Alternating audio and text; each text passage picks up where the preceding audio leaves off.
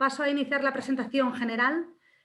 La organización de este foro de las luchas por la tierra y los recursos naturales quiere incidir en la importancia vital y central de basar el futuro en las comunidades campesinas, pastoriles, pesqueras y forestales y en la igualdad entre mujeres y hombres.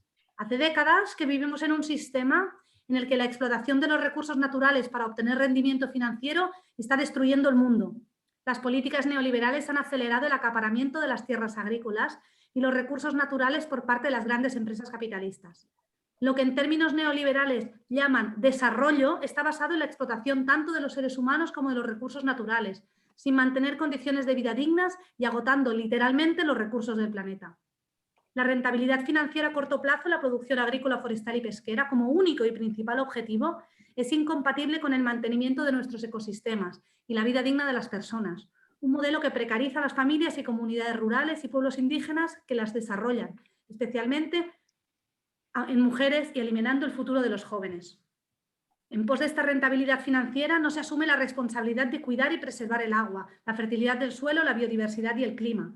El poder de estas grandes corporaciones les permite externalizar sus impactos medioambientales y sociales, minimizar la contribución a los presupuestos públicos, evitando impuestos y a su vez beneficiarse de ayudas y subvenciones públicas.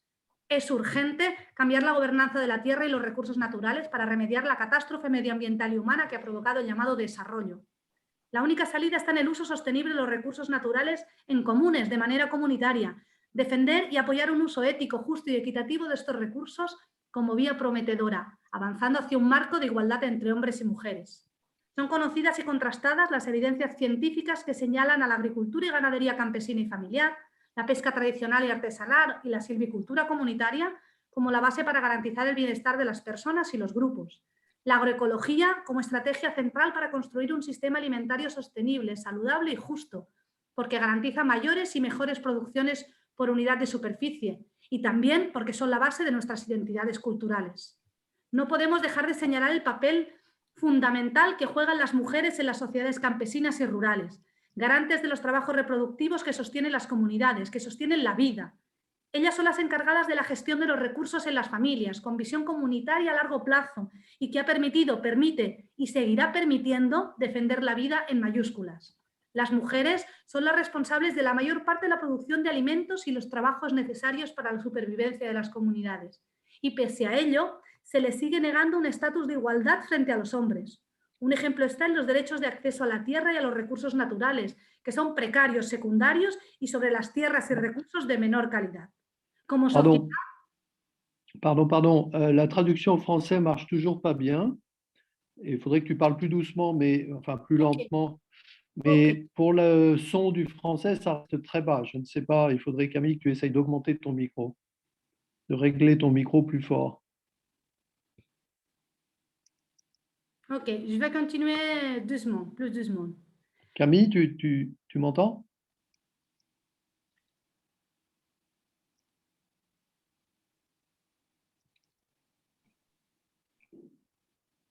Oui, tu peux augmenter le son sur l'ordinateur? Ah bon. Bon, bah...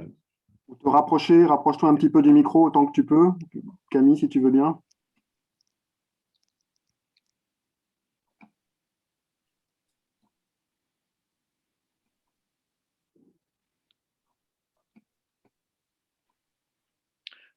Ok, merci. Bon, allons-y. Je continue? Oui, s'il vous plaît. Okay. Bueno, estamos hablando de la situación de las mujeres, ¿no? Que la mayor parte de la producción de alimentos está a cargo de las mujeres y que pese a ello se les sigue negando el estatus de igualdad frente a los hombres. Como sociedad no podemos permitirnos avanzar hacia un futuro en el que se niega esos derechos al 50% de la población. Evidenciar, rechazar y denostar aquellos usos y costumbres tradicionales que perpetúan regímenes patriarcales y la marginación social, cultural y política, económica de las mujeres se ha de convertir en una prioridad. Las mujeres deben participar pública y activamente en los espacios de debate y en la toma de decisiones, porque su visión, su experiencia es esencial para comprender a la sociedad y a las comunidades en su conjunto. Se trata de entender que el camino hacia la justicia social y el mantenimiento de la vida tiene una sola dirección, la transformación social que permita la emancipación y el empoderamiento de las mujeres con el objetivo de proteger a las comunidades frente al acaparamiento de recursos naturales y al acaparamiento de tierra en especial. Un gran número de organizaciones campesinas, de agricultura familiar y de movimientos sociales, entre las cuales las que participamos en este foro nos encontramos, denuncian desde hace décadas la desastrosa transformación de los sistemas agroalimentarios a escala mundial. A lo largo de los años se han organizado diversos foros y encuentros que han permitido dar visibilidad y aunar esfuerzos. 1996 marcó el punto de partida de esta movilización global con el cuestionamiento de los límites del concepto de seguridad alimentaria esgrimidos por los estados en la Cumbre Mundial sobre Alimentación en Roma. Siguieron los foros mundiales de soberanía alimentaria en el 2001 en La Habana y en el 2002 en Roma. En 2004 en Valencia, el Foro Mundial sobre la Reforma Agraria, que puso en el foco la reaparición de discusiones sobre estos temas. En respuesta a este llamamiento, la FAO y algunos gobiernos, entre ellos el de Brasil, organizaron en 2006 en Porto Alegre la Conferencia Internacional sobre Reforma Agraria y Desarrollo Rural. En 2007, el Foro sobre la Soberanía Alimentaria en Ñelení, organizado por Vía Campesina en Malí, constituyó un hito importante de movilización campesina y rural global que ha podido perpetuarse a través de reuniones regulares. En 2016, de nuevo en Valencia, se convocó el Foro Mundial sobre el Acceso a la Tierra y los Recursos Naturales, el CEMAT. Durante este encuentro se evidenció el fracaso de los compromisos asumidos que muchos gobiernos nacionales habían prometido abordar. Este año tuvo también lugar la Confederación Internacional por la Reforma Agraria, organizada en Marabá, Brasil, por Vía Campesina. Nos encontramos ahora, 5 años después, de nuevo, para evaluar la situación de acaparamiento y acceso a los recursos y lanzar de nuevo una llamada a nuestros políticos para que asuman sus responsabilidades frente a la urgente necesidad de resolver las desigualdades económicas y el mal uso de los recursos naturales que minan el planeta. Alors, malgré ces nombreuses années de mobilisation, les avancées du mouvement social au niveau mondial n'ont pas abouti à un reversement de tendance véritable. Les directives volontaires sur le foncier du Comité de la sécurité alimentaire mondiale en 2012 et la déclaration relative aux droits des paysans et des paysannes adoptée par l'Assemblée générale des Nations unies en 2018 ont été obtenues de haute lutte par le mouvement mondial paysan Via Campesina et ses alliés, mais les États se sont gardés de leur donner tout caractère contraignant. Leur manque de volonté à agir efficacement pour protéger les populations rurales et forestières est insupportable. Les grandes assemblées intergouvernementales ont renvoyé nos organisations paysannes, associations de défense des communs, chacune de leur côté, dans le tête-à-tête avec leur État, pour tenter d'obtenir des progrès concrets. Des outils contraignants doivent pourtant absolument être mis en place au niveau mondial. Il est hors de question de nous résigner.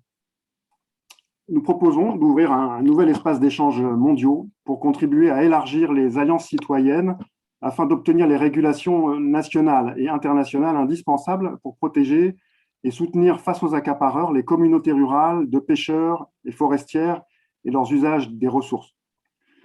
Nous voudrions contribuer à rapprocher les mouvements citoyens ruraux, les mouvements citoyens urbains et les chercheurs dans une réflexion collective sur les problèmes et sur les mobilisations et les actions nécessaires. Donc, nous avons imaginé d'organiser cette réflexion en 5 temps d'échanges successifs au cours de l'année 2021 sur les thèmes suivants qui vont vous être présentés après moi par les organisations qui en portent l'organisation et le thème. Il s'agit de l'accès des femmes et des jeunes à la terre, les sans-terre et l'avenir des communs, la gouvernance locale du foncier, la réforme agraire et les conditions du maintien dans la durée d'une distribution équitable des droits fonciers, et puis les luttes locales et la construction des régulations supranationales portant sur les transferts de droits fonciers et sur les ressources. Ouverte à toutes, chaque discussion sera initiée par un webinaire où seront présentés plusieurs points de vue sur le sujet, dont celui des organisations invitantes. Puis les participantes et participants au forum en ligne pourront envoyer leurs contributions, leurs avis, des retours d'expérience, des propositions ou des revendications politiques et des idées d'action citoyenne pendant plusieurs semaines, 1 mois en tout. Vos contributions, elles pourront prendre la forme de textes ou d'enregistrement audio ou vidéo. Le forum du site internet strugglesforlandforum.net, où près de 280 personnes déjà se sont inscrites, permettra des échanges sans barrière de langue grâce à un outil de traduction automatique. Et les multiples contributions qui seront reçues et échangées entre vous, entre nous, seront analysées et présentées sous la forme de synthèses hebdomadaires qui seront établies sous l'œil des participants. On recevra des commentaires sur ces synthèses pour qu'elles rendent bien compte de la diversité des points de vue. Et ces synthèses seront ensuite publiées.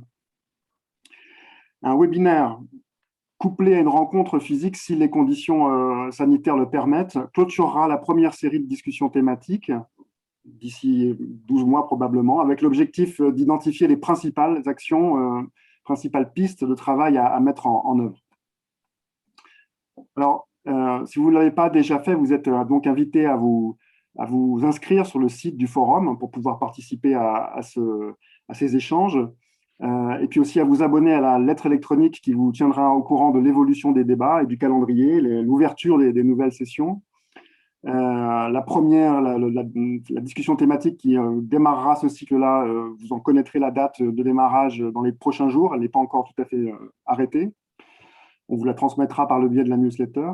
Mais dès maintenant, vous pouvez aller sur l'espace du forum et échanger autour des présentations qui vont vous être faites maintenant et aussi amener des éléments par anticipation sur les différentes thématiques de travail qui sont proposées. Je vais maintenant passer la parole à Massa Koné. On a dressé là un tableau très rapidement avec Edurne de manière assez générale. Massa va parler très concrètement des luttes dans lesquelles il est engagé et son mouvement, les organisations qu'il représente, et aussi dire le sens qu'il donne à cette proposition de forum.